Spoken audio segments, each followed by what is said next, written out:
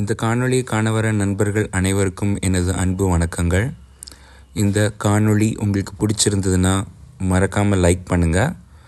இது போன்ற இன்னும் பல சுவாரஸ்யமான காணொளிகளுக்கான என்னோடய சேனலை சப்ஸ்கிரைப் பண்ணிக்கோங்க. நன்றி. இப்போ நான் நின்றுட்டு இருக்கிறது மலேசியாவில் புக்கெட் பண்ணிட்டோம். மழை தூரிட்டு இருக்கு. ஆனால் ரசிகர்கள் ரசிக்கிறது மட்டும் விடவே இல்லை.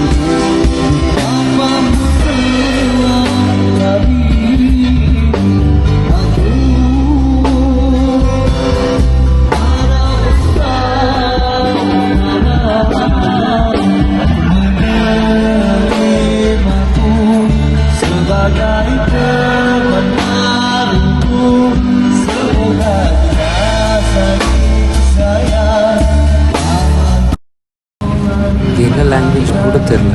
மேண்ட்ரினா, சைனீஸா, மலாயா அப்படின்னு கூட தெரில. பட் அது ஆராய்ச்சி செய்யணும்னு தோணவே இல்லை. அந்தளவுக்கு அந்த இடத்துல நின்று அது கேட்கும்போது அவ்வளோ நல்லா இருந்துச்சு.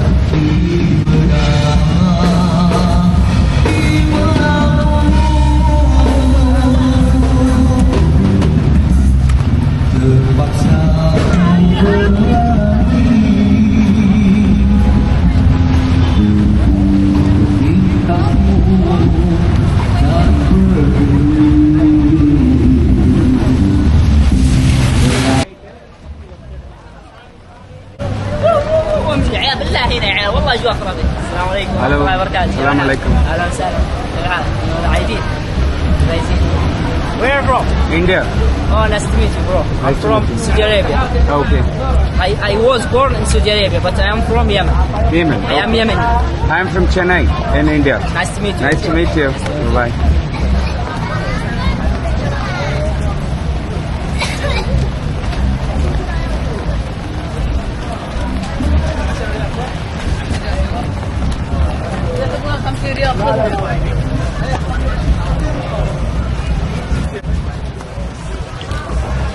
மலேசியாவில் about 64% of the people are Muslims.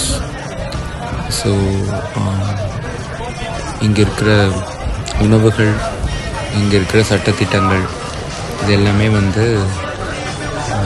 அவங்களுக்கு சாதகமாகவும், அவங்களுக்கு ஆதரவாகவும், அவங்களுக்கு கம்ஃபர்டபுளாகவும், அவங்களுக்கு ஒரு சஃபஸ்டிகேட்டட் என்விரான்மெண்ட் உருவாக்குற மாதிரி தான் அமைச்சிருப்பாங்க.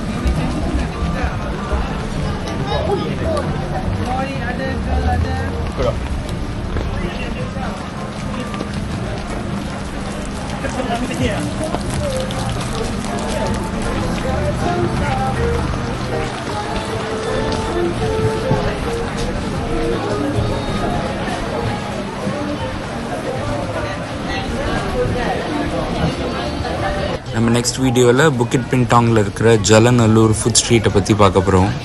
அங்கே போயிட்டு அந்த ஃபுட் ஸ்ட்ரீட்ஸில் என்ன மாதிரி ஃபுட்ஸ்லாம் ப்ரொவைட் பண்ணுறாங்க, அங்கே இருக்கிற சில ஃபுட்ஸ் நம்ம டேஸ்ட் பண்ணி பார்க்க போகிறோம். இந்த ஃபுட் ஸ்ட்ரீட் ரொம்ப ஃபேமஸ். ஸோ கீப் வாட்சிங் மை சேனல். தேங்க்யூ.